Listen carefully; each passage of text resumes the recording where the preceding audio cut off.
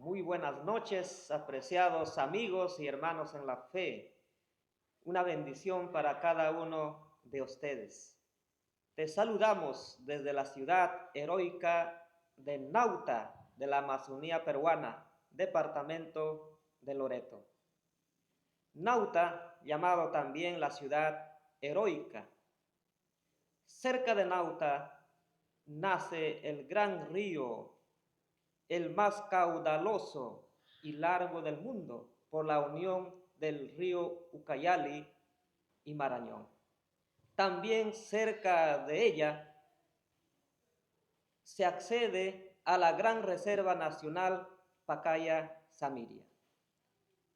Por la bendición de Dios, en este lugar contamos con un grupo de hermanos en la fe. Y en esta noche tenemos ese privilegio de contar aquí con nuestra hermana Elia. Muy buenas noches, hermana Elia. Bienvenido a este programa Diálogo Misionero. Buenas noches, mi estimado hermano Fred.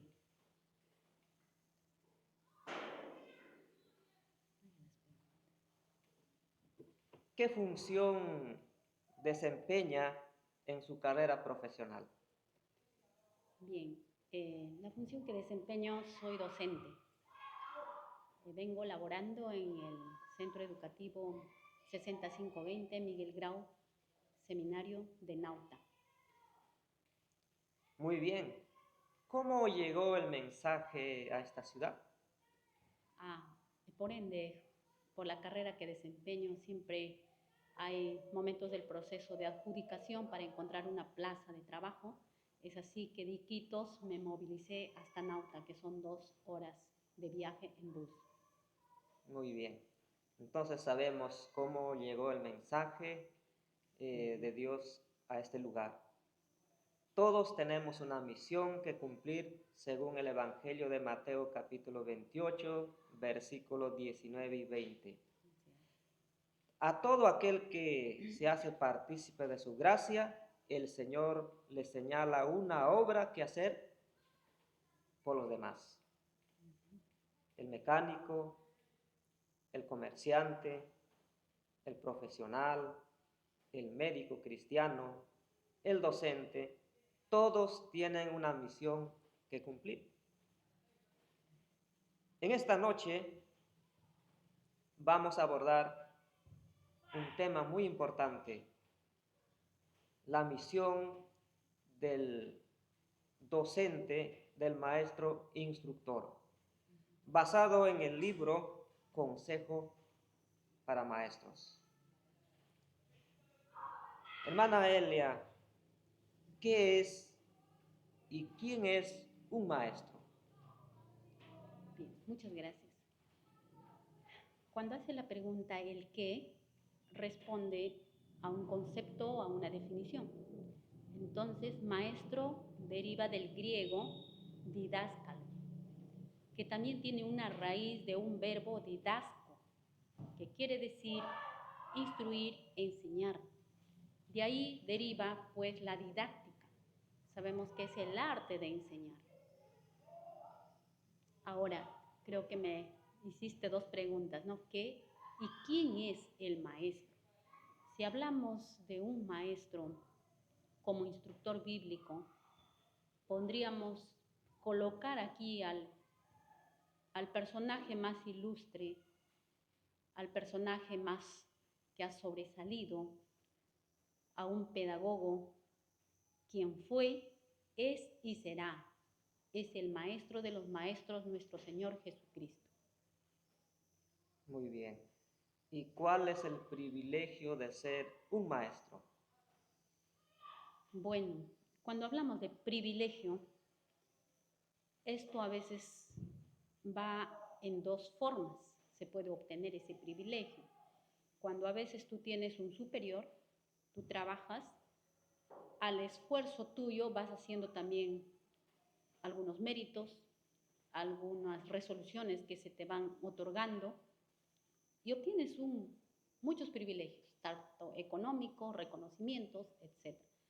Y también hay un privilegio que es nato, nacido de uno, ¿no? Entonces, si hablamos de estos privilegios digamos, de un maestro instructor, tendríamos que decir que ese maestro está en la capacidad para influenciar de manera positiva para el desarrollo de las generaciones, porque estamos trabajando con mentes humanas, dando las primeras bases en la formación. Entonces, también vamos a ayudar a influir su curiosidad del niño y también a despertar su potencial. Entonces, este es un gran privilegio. Muy bien. Como persona preparada, educada, ¿qué ventajas tiene un docente instructor bíblico con un miembro común de la iglesia?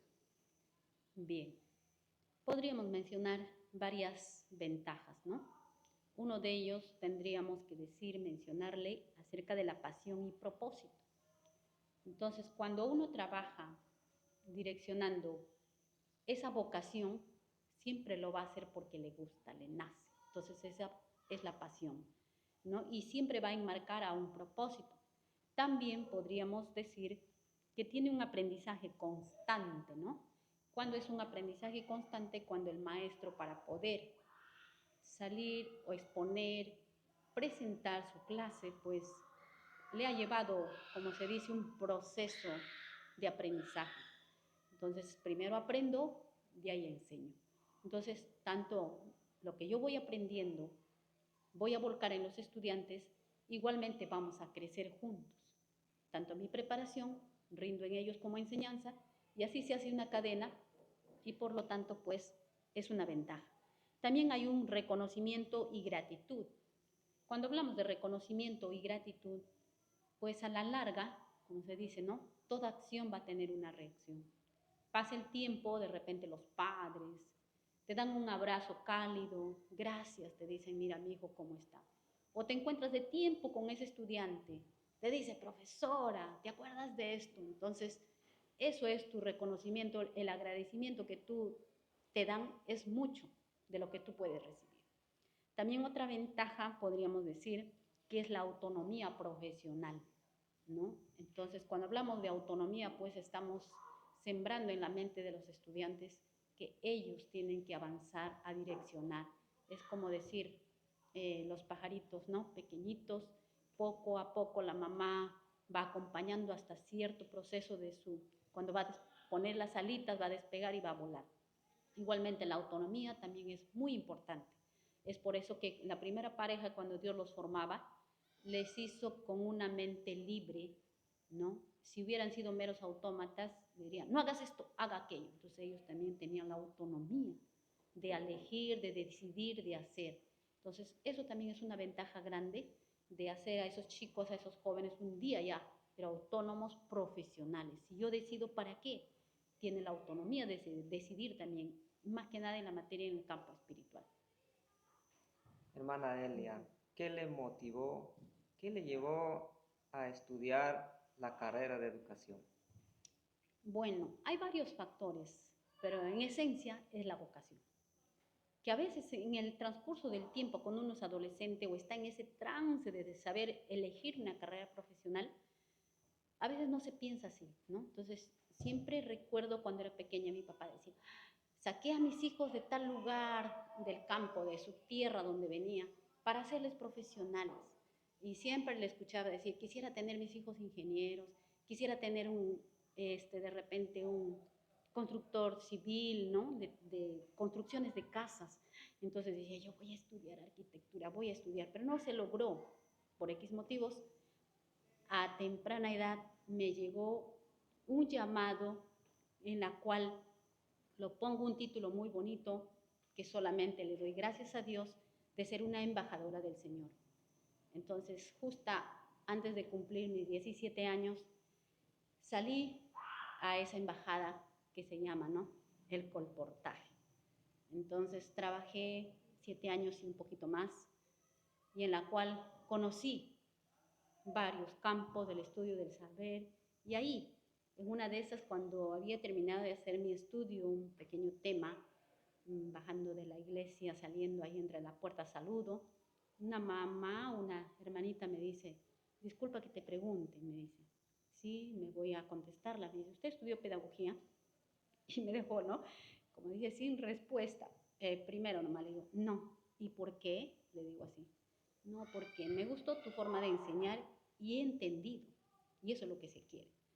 Y con eso un poquito, ¿no? Iba llenando mi corazón hasta que un día me llamaban a la administración.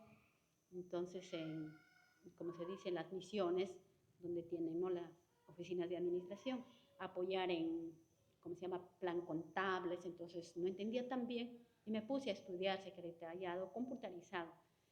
Pero el consejo de grandes personas que me rodearon, en este caso el hermano Próspero Carguatanta, que en paz descansa, siempre estaba metido, estudia, estudia, estudia. Y él fue que formó el primer instituto por Trujillo y de nuevo creo que llevaron ya para Lima. Y bueno, también tener el gusto del hermano Alfonso Reto. Él también me dijo, hija, estudia educación. Y poco a poco, ¿no? Como se dice, lo que algunos me dicen, ¿por qué estudiaste todavía de esa especialidad? Soy de la especialidad, con mucho honor, de matemática, pero gracias a Dios. Yo decía, lo que a veces mis profesores, hasta aún en la universidad, llenaban la pizarra, pero cuando nos preguntábamos entre compañeros, o sea, que a veces hay un vacío. Y yo decía, algún día voy a ser docente. Tal vez no llena la pizarra, pero me gustaría que algo lleve en el cerebro. Y es así donde poco a poco llevo esta carrera ya de lo que es acentuado en la especialidad de matemáticas. La diferencia de un maestro cristiano y la diferencia con el maestro que no es cristiano. El maestro cristiano debe sentir el carácter sagrado de su vocación. ¿Y en qué consiste el carácter sagrado de su vocación de un maestro? Ya. Muchas gracias.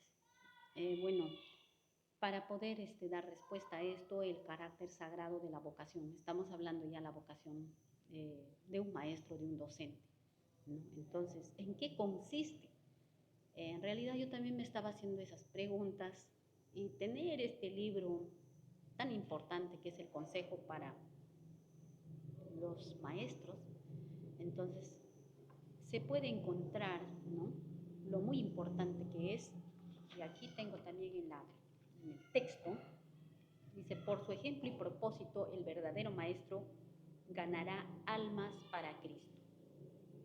Entonces, lo que Jesús llevó, ¿no?, tanto el precepto y el ejemplo, la teoría y las obras, lo que él decía, lo que él hablaba, lo practicaba, ¿no? Entonces, eso es uno de lo que es el carácter sagrado de esta misión. El otro punto, podríamos decir también, que es Dios invita a los maestros a ser su mano auxiliadora. Cuando nos habla de hacer su mano auxiliadora, Dios quiere que nosotros apliquemos esos principios de vida, esos principios de fe que hemos aprendido en el círculo para poder pertenecer a esta comunidad cristiana que es nuestra fe, que nosotros profesamos. Bien, el siguiente sería también de ver a un estudiante, a un alumno, no como un estudiante más, sino dice de ver a ese niño en cada rostro la obra de Dios y que ese niño también tiene que ser, como dice, una corona o un candidato para los portales celestiales. Eso sería. Para cumplir esta misión encomendada por Dios, el maestro tiene que tener una gran preparación. ¿Y en qué consiste esta preparación, hermana Elia? Muy bien. También extrayendo de estos consejos, encontramos que debe hacer una preparación consciente, constante, eficaz, y que todo lo que él lo haga, pues tiene que estar, como dice, premeditado. Igualmente, ¿no?, los docentes muy bien conocemos esa herramienta de lo que es la currícula nacional, y de ahí cómo llega, ¿no?, hasta una planificación anual después vienen las unidades, después viene ya lo que es las sesiones y, en fin, termina ahí ese documento. Pero más que eso, quiere que nosotros ejerzamos en la práctica. Por eso es una preparación constante, tanto intelectual como también espiritual. Otro punto importante también sería, a veces el maestro puede, como se dice, a veces nos dan áreas que no es tu especialidad y siempre nos dicen, el maestro está preparado para todo terreno. A veces surgía el caso, ¿no? Le daban a una profesora de comunicación, le dan un área de arte, como en este caso, mi persona soy la especialidad de matemática. Y agradezco a Dios, y siempre le repito al hermano, ha sido mi año, ha sido este año para mí. Me han dado el área de religión. Al inicio, como que quería decir no, porque tú ves la currícula, hay exigencias, pero cuando tú lees abajo de eso, dice, no es camisa de fuerza. Entonces ahora yo digo, ¿cómo voy a hacer con estos principios y acá? Entonces yo trato de poner en la mesa, hacemos ver las diferenciaciones y en lo que lo recibe, bien lo acepta o bien lo pone, ¿no? Entonces, eso también es importante. Como dice acá, todos los conocimientos puedes tener mucho, pero ¿de qué le da la diferencia del instructor bíblico? Eso debe hacer que en su alma primero debe nacer Cristo, debe nacer Jesús, el Padre, tener, y también debe recibir, ¿no?, la enseñanza de la escuela de Cristo, y así habremos recibido una educación, una instrucción de nuestro instructor divino. Eso es. El maestro cristiano tiene una gran ventaja que los demás profesionales, porque tiene a su cargo a sus alumnos que pasa el tiempo todos los días, un aproximado de 9 a 10 meses. Incluso tiene la facilidad de llegar a los hogares de sus alumnos y algunos profesores son tutores en sus aulas. Y tiene una gran ventaja, pero hoy viendo la realidad que cada alumno debe ser un interesado, debe estudiar el curso bíblico. Hermana Elia, ¿cuántos alumnos tiene a su cargo? Más o menos tengo 55. 55. 55 estudios bíblicos. De los 55, por lo menos 5 o 10 deben aceptar el mensaje y enrolarse en las filas del Señor. Pero hoy en la institución contamos con maestros que son cristianos, que son adventistas. También contamos con instituciones como San Mateo, pero no se ven los resultados. ¿Qué está pasando? El docente no comprende la misión sagrada que el Señor le ha dado, o han estudiado no por vocación. Gracias. Creo que acá está enmarcado 3 preguntas, ¿no? ¿Qué está pasando? Cuando no hay resultado, ¿qué pasa? Entonces, anterior a estas preguntas he podido responder también. Lo más fundamental es, para que yo pueda dar un vaso de agua, tengo que tenerla llena. Nadie puede decir, toma agua si no tengo, y mucho más si yo no he tomado, ¿no? Entonces, al igual, ¿qué está pasando? Pues no hemos comprendido el verdadero valor de lo que es ese instructor bíblico, ¿no? Entonces, uno sería eso, y más que nada en el alma del ser humano, pues no está conectado realmente con la esencia que es viva de nuestro Dios, de Jesús, ¿no? Entonces no tenemos eso. El otro sería, desconocen la misión sagrada. Claro, ¿no? Hasta a veces en la experiencia diaria que nos pasa, a veces en el trabajo, no queremos identificarnos tal como somos. A veces a la represión, a la crítica, En otras palabras, no levantamos la bandera de la verdad. Entonces, pasas nomás como uno más, ¿no?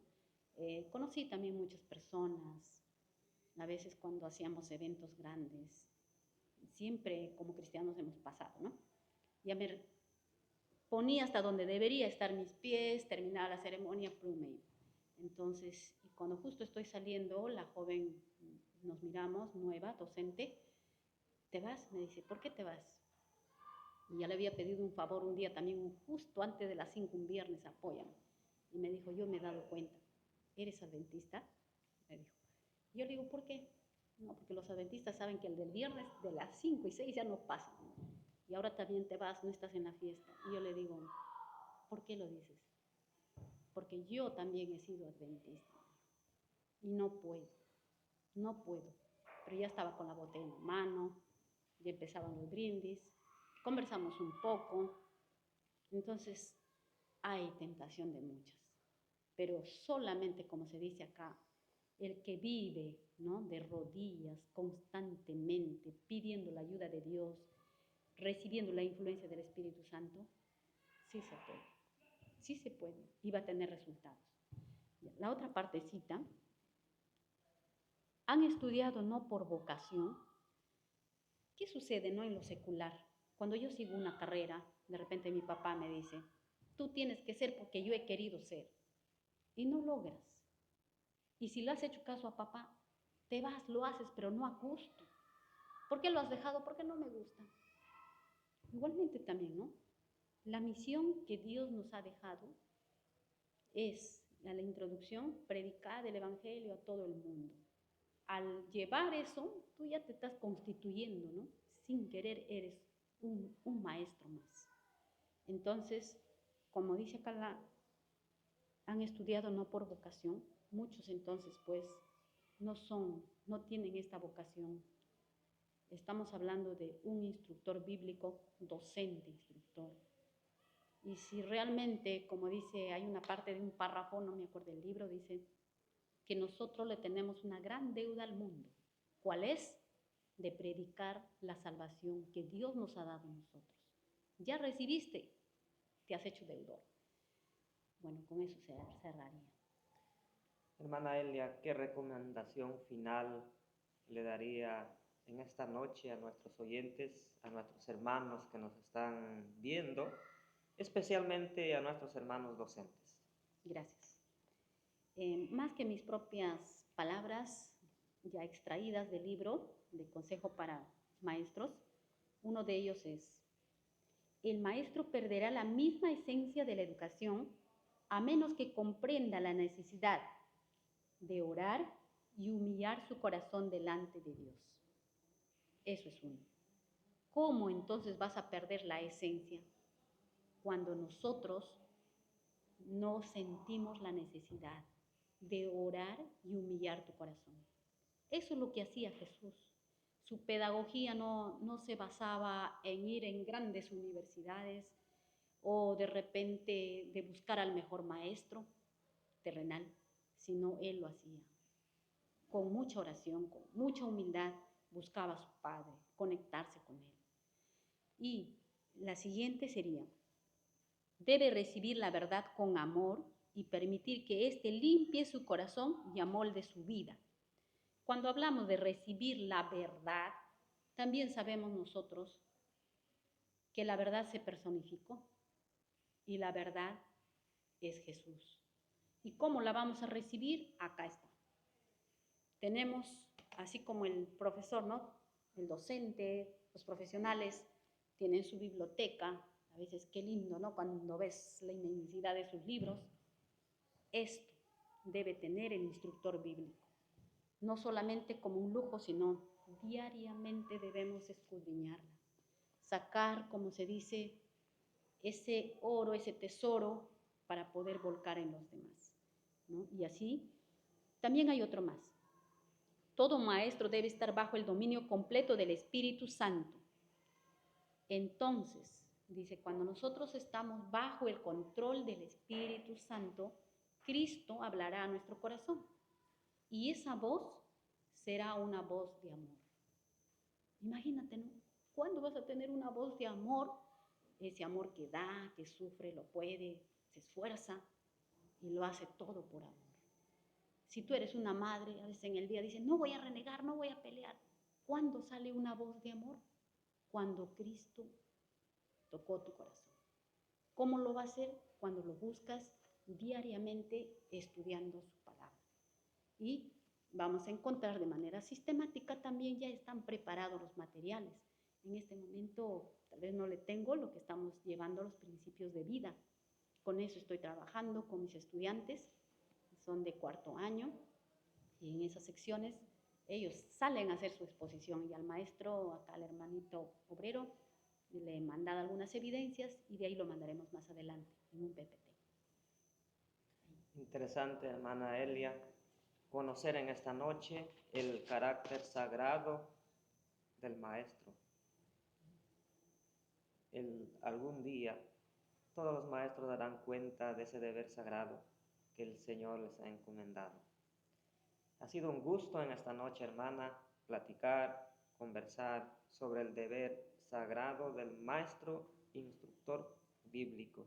El maestro instructor bíblico debe de educarse, aprender en la escuela del gran instructor bíblico que es nuestro Señor Jesucristo.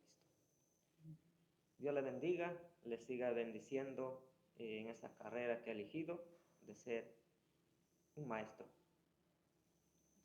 En otra oportunidad estaremos dialogando cómo está trabajando en su centro de labor, qué estrategias, qué métodos está utilizando para compartir la palabra de Dios como maestra, instructor bíblico. Encantado. Bueno, un saludo a nuestros hermanos que nos están viendo. Le invitamos para otra oportunidad que también tendremos otro diálogo misionero. Bendiciones.